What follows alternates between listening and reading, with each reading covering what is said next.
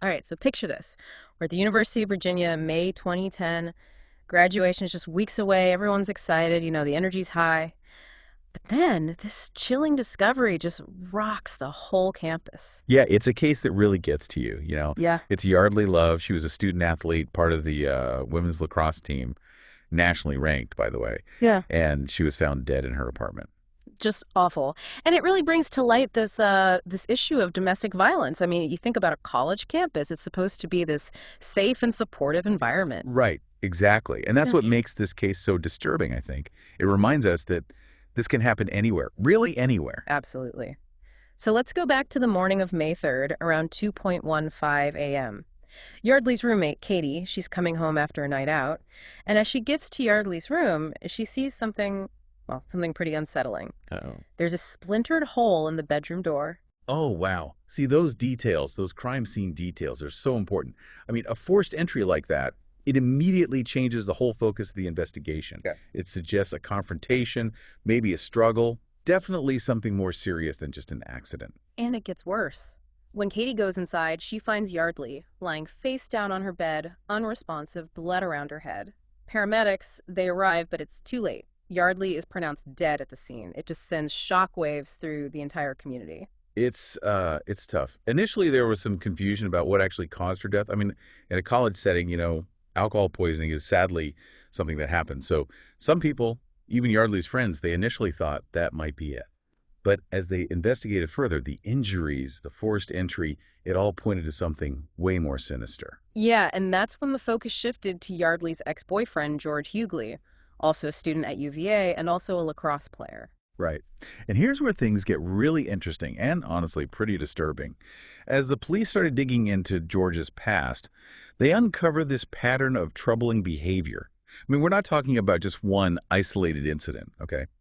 There were previous arrests, reports of him getting violent, especially when he was drinking, and there was definitely some escalating tension between him and Yardley. Hearing about those arrests, it makes you wonder, how did all of this go unnoticed? Yeah, that's the big question, isn't it? See, UVA, like a lot of universities, they have policies where students have to disclose any prior arrests.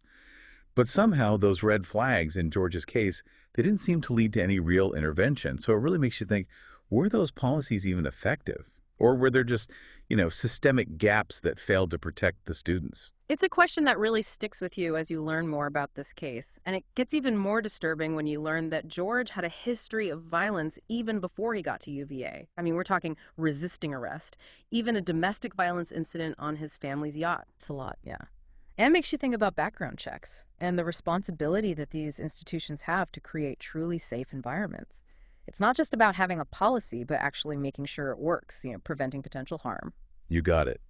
And as we put this timeline together, it's chilling to discover that George had actually assaulted Yardley before, sometimes even in front of witnesses. Yeah. There was one incident where he punched a teammate who he thought had kissed Yardley. I mean, talk about a red flag. That's huge. It just shows how important it is to recognize the warning signs of an abusive relationship, especially on a college campus, where those social dynamics, peer pressure, they can sometimes make victims or witnesses stay silent. And you have to wonder, could anyone have intervened sooner? Could they have seen how serious it was before it escalated to this tragedy? It's just heartbreaking. And the thing is, as the police investigated further, the evidence against George just piled up. Incriminating emails, witness testimonies, even forensic evidence. They found his DNA at the crime scene. And his story just wasn't adding up. The picture was becoming clearer, and it wasn't good. Right, especially those emails that George sent to Yardley before her death. Chilling is an understatement. They were full of anger, accusations. There was even a threat. He actually wrote, "When I found out about Mike Burns, I should have killed you." It's really scary how digital communication can give you that window into an abuser's mind. And for investigators, it can be a powerful tool. Bone chilling, absolutely. And remember how the police suspected that George might have taken Yardley's laptop to get rid of evidence? Well, they found it. Exactly where George said it would be, in a dumpster. Talk about a lucky break. Yeah. That laptop, it became this gold mine of evidence. It showed George's obsessive and controlling behavior towards Yardley. It filled in the gaps about their relationship, gave investigators some really valuable insights. But you know what I find almost as unsettling as the crime itself? It's George's behavior after Yardley's death. While he's being questioned by the police, he claims he went straight home after leaving Yardley's apartment. But his friends, they revealed something different. He actually went back to their apartment acting all withdrawn. It's like he was trying to just slip back into his normal life after doing something so horrific. That's a strange detail. It definitely adds another layer to the whole thing. It makes you think he was trying to create a fake alibi, cover his tracks, Yeah. and it raises questions about his mental state. How can someone do something so brutal and then try to act normal? It's mind-boggling. And to think this all happened just weeks before graduation, a time that should have been full of joy and celebration. Instead, it became this nightmare. A community left in shock, trying to understand this senseless tragedy. But we're just scratching the surface here. There's so much more to uncover about the trial, the verdict, and the ripple effects of this case. Oh, yeah, there's a lot more to discuss. The trial itself was a roller coaster. Emotions, legal strategies, and ultimately this search for justice for Yardley Love. Man, that trial, it was intense. So much back and forth, legal maneuvering, and all these raw emotions on display. The prosecution, they really laid out their case carefully. They presented all that evidence we talked about, those emails, the witness testimonies, the forensic findings. It was a pretty strong narrative, painting George as this possessive and volatile guy capable of, well, unthinkable violence. Yeah, but the defense's approach, it was all over the place, wasn't it? They kept shifting their strategy almost like they were trying anything to explain away what George did that night. Exactly. At first, they tried to downplay his intent.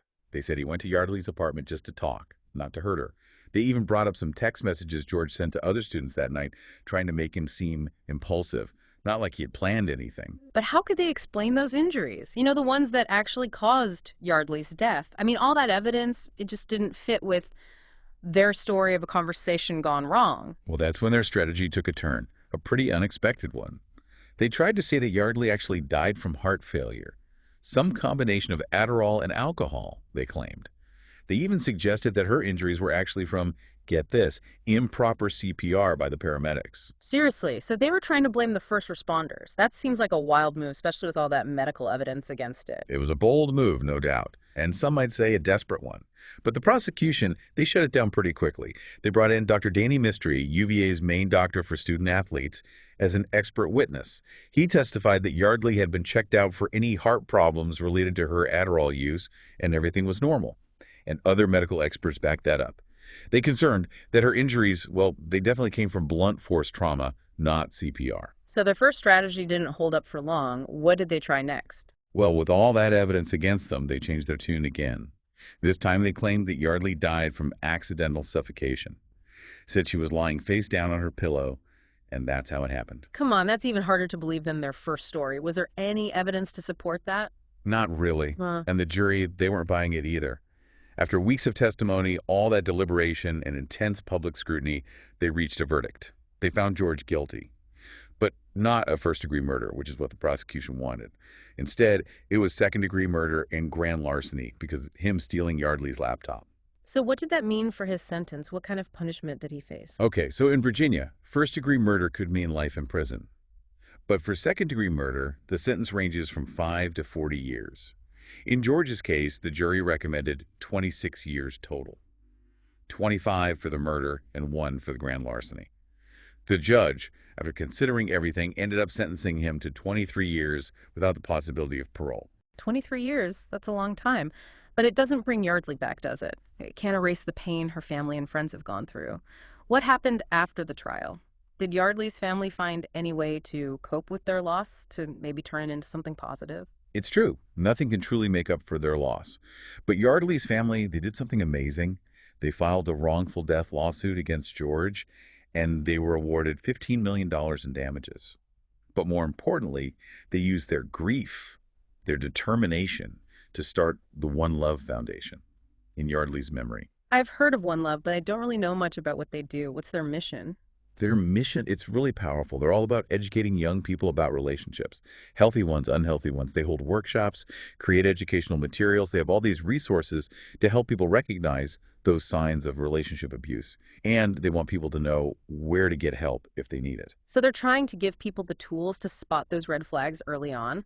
That's such an important message, especially after what happened to Yardley. What kind of resources do they actually offer? One of their most helpful tools is this app called My Plan. It's pretty incredible. The app helps people figure out how much danger there is in their own relationships, and it guides them in creating safety plans. It also has information about local resources and lets people document any abuse they're experiencing, all without leaving a trace on their phone or computer. That's amazing. It could be a lifesaver for someone who's stuck in a bad situation. It sounds like Yardley's family has turned their grief into something truly positive. They have. Their work shows how powerful love can be, even in the face of such a terrible loss. Their message resonates because it reminds us that domestic violence can happen to anyone, Yeah. anywhere, no matter your background or social status. And it often starts with small signs that people miss or misunderstand, especially if they're caught in that cycle of abuse. It's just so sad to think that Yardley might still be here if the people around her had seen the warning signs or felt like they could do something. It makes you wonder, how can we be more aware, more supportive, more proactive in addressing this problem as individuals and as a society? That's the question we all need to be asking, isn't it?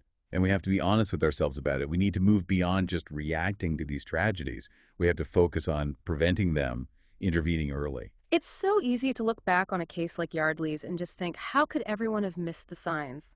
But the thing is, abuse, it doesn't always start with a bang. It's often these small things, actions that could even seem like love or concern at first. It's the slow erosion of boundaries, of someone's self-worth, not always a dramatic, overnight change. And that's where One Love comes in. They're really good at highlighting those often missed patterns of behavior, helping people understand that even those seemingly insignificant red flags, they can turn into something really dangerous. So let's talk about those signs. What should people be looking for? What are some of those early warning signs that things are going wrong in a relationship? Yeah, I think that's where a lot of people struggle. Recognizing those subtle cues that something just isn't right. It's not always as obvious as physical violence. Right, definitely. One of the most common signs, but also one that people miss a lot, is isolation. Abusers, they often try to cut their partners off from friends and family. They create this dynamic where the victim becomes more and more dependent on them, more vulnerable. They might criticize their partner's loved ones, make it hard for them to see people, even monitor their communication. It's like they're slowly chipping away at their support system. So if someone starts pulling away from their usual friends or they seem really controlled by their partner, that's a red flag. Like they're being isolated from the people who care about them. Exactly. And often that goes hand in hand with emotional abuse, which can be so many things. Constant put-downs, insults, humiliation, gaslighting, threats. It's all about breaking down the person's self-esteem, making them doubt themselves, their own sanity. It's this insidious process that can leave deep scars, even if you can't see them. Yeah, it's amazing how damaging emotional abuse can be, even without those physical marks. It's like this poison that slowly eats away at their confidence, their sense of self, makes them easier to manipulate. That's a good way to put it.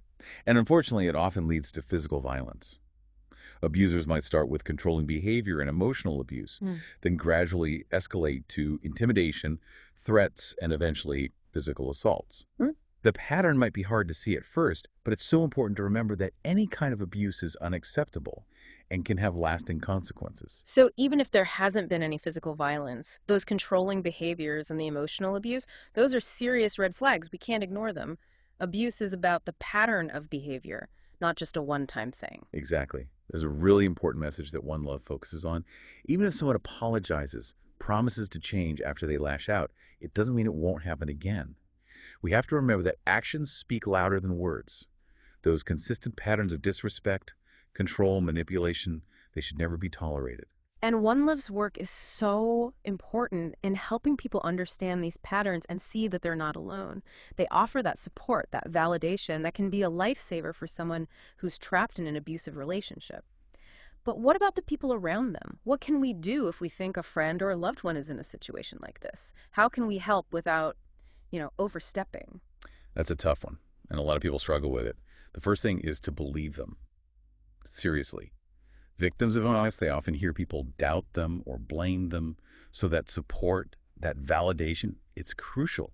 Let them know you're there for them, that you believe them, and that you'll listen without judgment. That's huge. Just having someone who truly listens and believes you, it can make a world of difference, especially when you've been made to feel like you're imagining things or that it's your fault.